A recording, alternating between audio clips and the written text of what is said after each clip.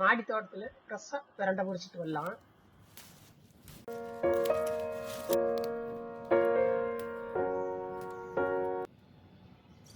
கொழுந்து பிரண்டையா பொரிச்சுக்கலாம். எல்லாமே நல்லா கொழுந்தா இருக்குது. ஃப்ரெஷ்ஷா பிரண்டை பொரிச்சிட்டு வந்தாச்சு.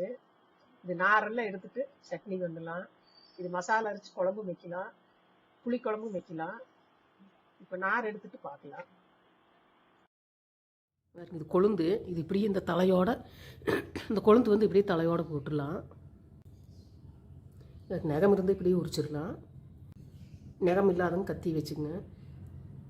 வேறுங்க இது கொழுந்து தான், இது இப்படியே போட்டுடலாம்.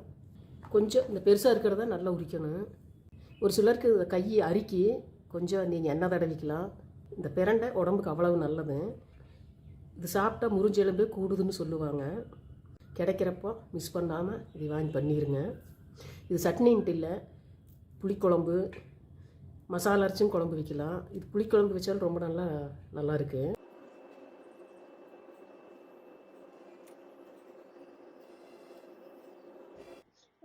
நாரெல்லாம் எடுத்துட்டு பொடியை கட் பண்ணியாச்சு. இது நான் நல்லா எண்ணெய் ஊற்றி வதக்கிடலாம். வதக்கறதுக்கு என்னென்ன தேவைன்னு பார்க்கலாம்.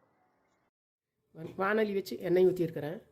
கடலை பருப்பு 1 ஸ்பூன் போட்டுக்கலாம். உளுந்து பருப்பு 1 ஸ்பூன், மல்லி 1 ஸ்பூன் போட்டுக்கலாம். சீரகம் 1/2 டீஸ்பூன் போட்டுக்கலாம். மல்லி சீரகமெல்லாம் வறுவிட்டுடுது. வெங்காயம் போட்டுக்கலாம்.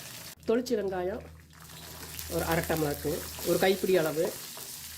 இது நல்லா வதங்கிட்டு, சட்னி அதிகமாக வேணும்னா இன்னும் வெங்காயம் ஜாஸ்தி போட்டுக்கலாம்.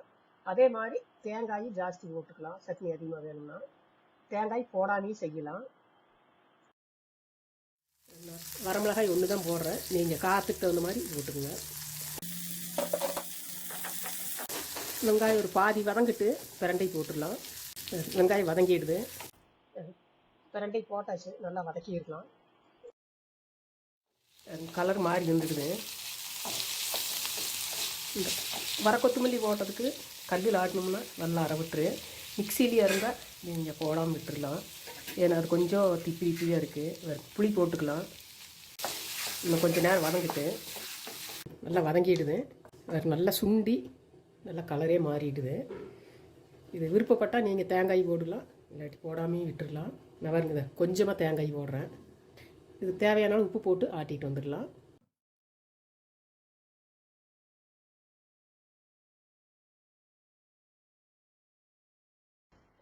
ஆட்டுக்கல் ஆட்டினா ஒரு நாள் ஃபுல்லாக வச்சுருக்கலாம், கெடாது. மிக்சியில் அரைச்சோம்னா சீக்கிரம் கெட்டுரு. சரி, நாம் இதை அரைச்சி எடுத்துகிட்டு பார்க்கலாம். இப்போ கெட்டியாக அரைச்சி எடுத்தாச்சு.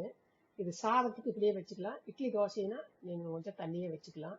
இட்லி தோசை சாதத்துக்கெல்லாம் ரொம்ப நல்லாயிருக்கு. இப்போ டேஸ்டியான பிரண்டை சட்னி ரெடி. இதே மெத்தடில் நீங்களும் செஞ்சு பாருங்க, மிஸ் பண்ணிடாதீங்க. வீடியோ பிடிச்சிருந்தா லைக் பண்ணுங்கள், கமெண்ட்ஸ் சொல்லுங்கள்.